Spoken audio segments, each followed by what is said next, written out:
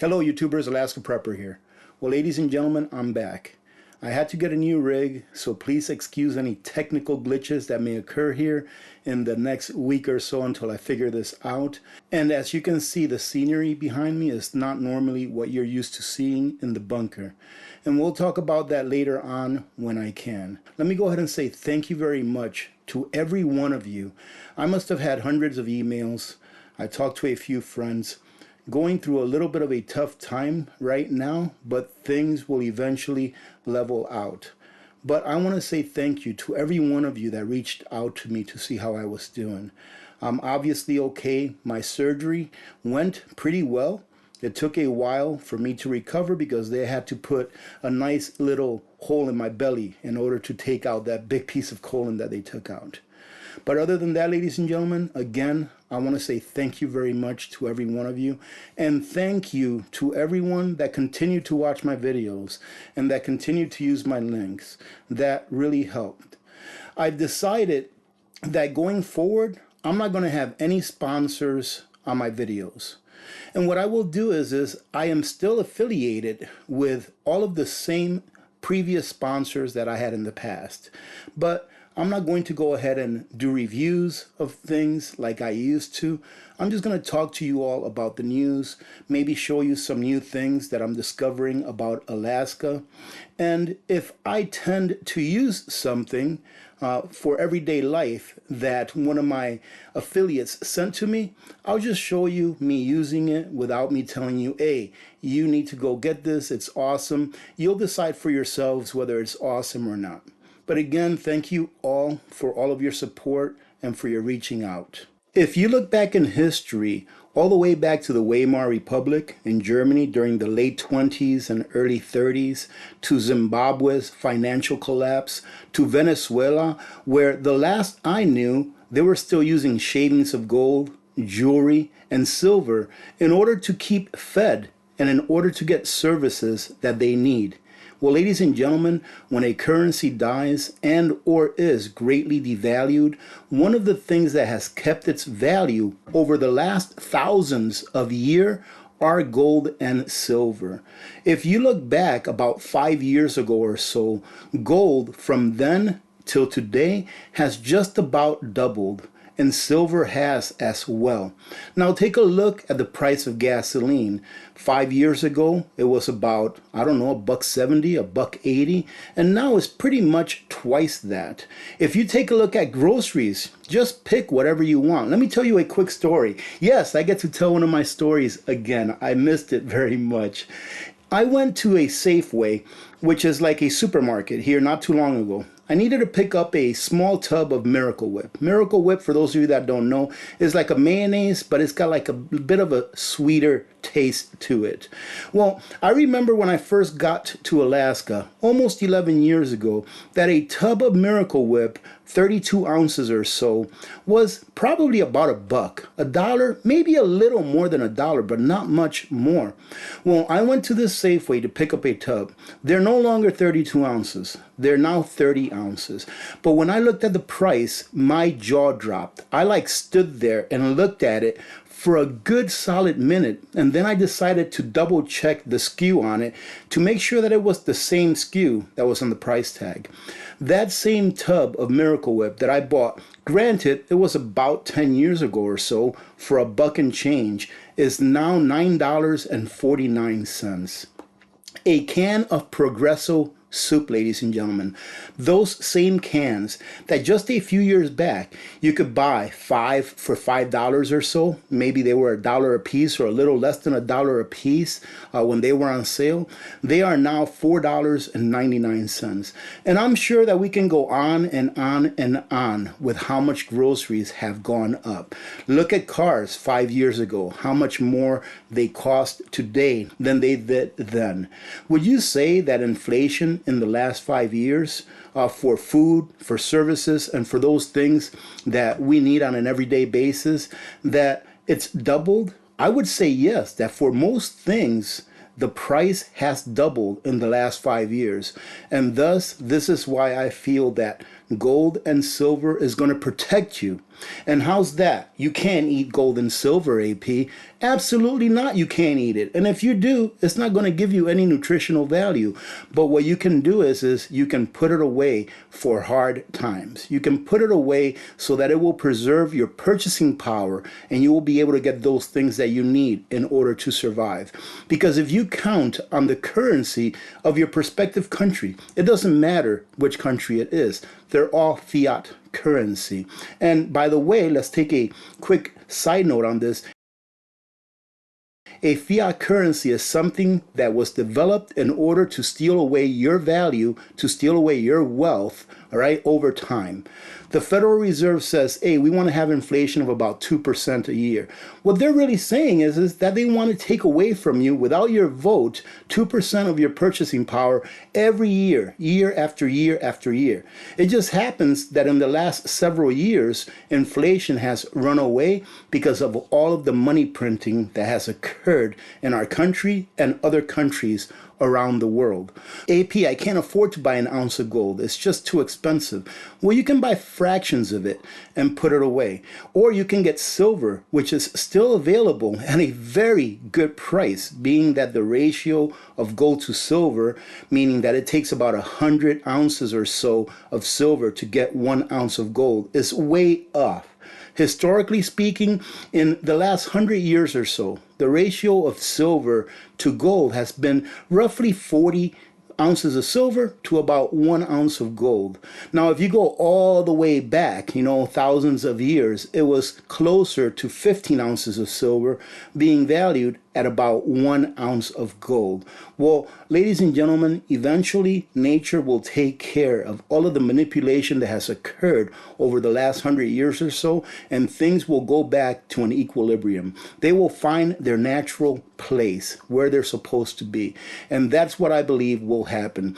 Now listen, this is not sponsored by any gold or silver or anything. I'm just telling you that if you can't afford gold, get some silver. Not financial advice, but get some junk silver. Go to a coin shop, buy some dimes, buy some quarters, buy some half dollars, and just keep them in case you need to use them.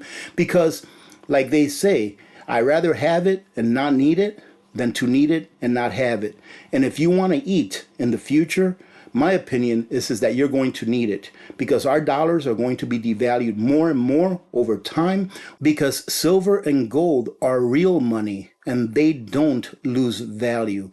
The only thing that loses or gains value against silver and gold are fiat currencies. Let me show you what shocked me when I woke up this morning. When I woke up and I went to my TradingView page, I took a look at gold and I was like, oh my goodness, what happened?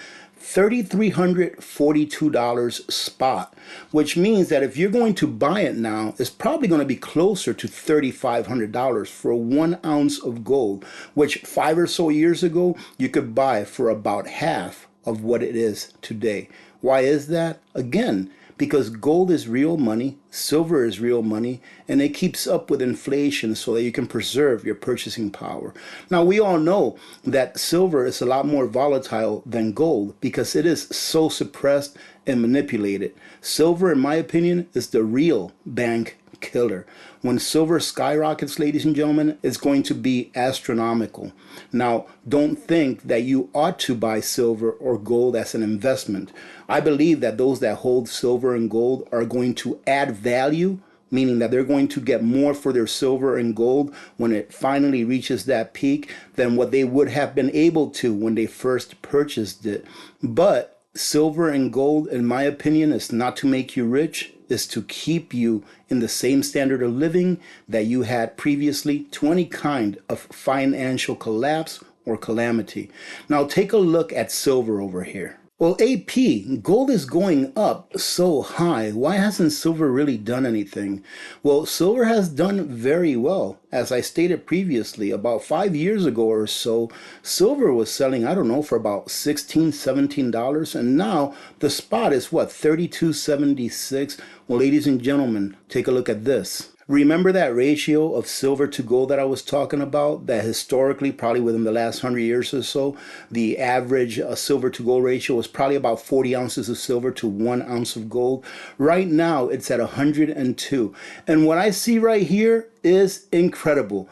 If you take a look at this formation here from the side of technical analysis, this is what's looking like a bull flag, meaning that the ratio of how many ounces of silver it takes to purchase an ounce of gold is going to go up, meaning one of two things: that either gold is going to explode in value and really go a lot higher and silver is going to stay right around where it is, or that silver is going to go down in value. And since gold has pretty much just gone up in a staggered manner, it tells me that gold is probably going to be the first one to make the big move. You think $3,300 an ounce is a big move?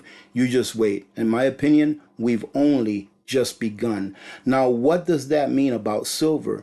It means that silver right now is extremely cheap against gold. I think there's only been 3 or 4 times in the last 100 years or so where silver has been over 100 ounces to 1 ounce of gold. And you can get silver very easily right now. Like I said, if you want to go ahead and protect some of your purchasing power so that you can use it like those other countries that I mentioned at the beginning, I would, not financial advice, but I would get some silver. And if you can, if you have the wealth to do so, I would get some gold as well. Because food is not going to run out. We are not going to starve. People are not going to starve because there is no food. There will always be food. If you go to Venezuela, I talked about this on a previous video a while back about a young man that went into a supermarket in Venezuela and it was full of food. I mean, it was stacked to the rafters. Why was no one buying the food? Because they couldn't afford it, because they were stuck with the fiat currency that that country issued and manipulated by printing and printing and printing. Now, does that mean that you shouldn't put away food? Come on now. If you know me, you know that that's not what I mean. I mean that silver and gold will keep you fed when there is no more food left in your cupboard. Now, what do you do in order to protect yourself if you can't buy silver or gold? Now, everyone can buy silver. Everyone can go out and buy a $2.50 or $3, I'm not sure exactly how much they are now, silver dime. Right? A junk silver dime, which is 90% silver. Do that once a week, and slow and steady wins the race, ladies and gentlemen. It's something that is there to protect you and not something there to make you rich. Why gold prices surged to a record high on Wednesday. Now, for those of you that are new here, normally I'll take a look at an interesting article or two and go over them with you very quickly, and then provide to you the link where you can go find that article on a pinned comment or the description of the video. But ladies and gentlemen, why gold prices surged to a record high on Wednesday? Does it really matter why they surged? You know, they can say whatever it is that they want. But in all actuality, it's that there is so many dollars out there and other fiat currencies around the world that it just takes a lot more to buy them today than what it did several years ago. Same thing with everything else. And here they try to explain to you that gold futures rose to a record high of more than $3,350 an ounce on Wednesday as stocks sold off after chip giant Nvidia warned its earnings would take a $5 billion hit from escalating tensions between the US and China. Now, is that why you really think that gold and silver went up? In my opinion, it's because central banks and large corporations are waking up to the fact that they need to hoard this stuff in order for them to be able to secure themselves here in the near future. Unfortunately, retail buyers are not buying gold and silver, ladies and gentlemen. They're selling it because it's at an all-time high. But if you just take a look at the charts that I just showed you, you can see that the only way is up. There may be a correction, and if there is, that would be great because that's actually bullish. Gold prices have soared more than 25% this year. Have your stocks gone up more than 25%, ladies and gentlemen? No. they've gone down. Why is that? Because stocks are denominated in dollars. Stocks are something that you purchase when you think that the company is going to do better because of the decisions that the CEO or their chairmen make, not because it's really worth anything. Think about this. Take a look at any company out there and ask yourself, oh, this company is valued at $1 trillion. Do they really have $1 trillion of assets? Or is it just a wish and a dream that they actually are worth that? And people think that it's worth that, so they put their monies into it. One of the big problems that I have with the stock market is this, is that in 1933, when we had the big crash that started off the Great Depression, it took roughly 25 to 26 years before those stock or the stock market went back to the same spot that it was when it started dropping. Now, do you have 25 or 26 years in case that happens again in order to recoup the nominal value of those stocks, not counting the inflation in between? Most people don't. What if you're going to retire in about 5 years? Do you have 26 years for those stocks, for the stock market to recoup the funds that you lost in those stocks when they went down? More than likely not. And here they continue. Gold prices have soared more than 25% so far this year, boosted by the uncertainty about President Trump's tariff policies and the economic damage they could inflict. It is central banks, ladies and gentlemen, that are buying up all this gold. And you should see how much silver India is importing. I believe that they want to be the next great solar panel makers of the world. So they're getting ready for that. Analysis with the World Gold Council believe central banks and investors, look at this, I haven't even read this really. Central banks and investors are likely to continue driving up the price of gold as geopolitical tensions persist. Another thing that makes the price of gold go up is when there are geopolitical tensions. Yes, ladies and gentlemen, tariffs, tariffs, tariffs, and tariffs. I'm sure that that's what you've been hearing for the last several weeks, if not the last month or two. But here it says that Besant's grand strategy used tariff negotiations to isolate China from the rest of the world. Now, I believe that that was what they intended to do in the first place, to show the world what China is really like. Yesterday, President Trump laid out the stakes in the ever-escalating trade war between the U.S. and China. In typical iconic fashion, we may want countries to choose between the U.S. and China, with the White House adding that the ball is in China's court. China needs to make a deal with us. Now, the question is this: are they going to fold first, or are we going to fold first? I believe that we have the resources and that we have the stands to hold out and win this. Will it be tough? It will be tough for a while, but I believe that in the long run, things are going to get a lot better for this country. We're going to bring back our manufacturing as we should have done so a long time ago. Thank you very much, President Clinton, for NAFTA and allowing China to enter in the WTO. That's why we are where we are. In addition to all of the politicians that have made themselves very wealthy, owing to China and forsaking the American people. And to finish this video off on a good note, staggering numbers of IRS employees to take buyout. This is enormous. They're saying that 25% of IRS employees are preparing to take buyouts offered by the Trump administration and resign from the agency. Ladies and gentlemen, that is great news. Let me go ahead and talk about a couple of the things that I've heard, and you can correct me if I'm wrong. I do believe that President Trump has said that if this tariff stuff goes the way that it's supposed to go, he's going to try to make it through law, right, through Congress, that people that earn $150,000 a year or less will not have to pay any federal income tax. Now, ladies and gentlemen, that is only one step closer to freedom, because taxation, in my opinion, is theft. And you have to ask yourself this question about taxation, because I heard Whoopi Goldberg on a clip that I saw say something like, hey, if the government or if your local government or if your schools, if they need more money, hey, you got to pay a little more. Pay some more taxes. Don't be crying about it or complaining about it. Just pay some more. They need that money. Well, ladies and gentlemen, if the government needs money bad enough, what does it do?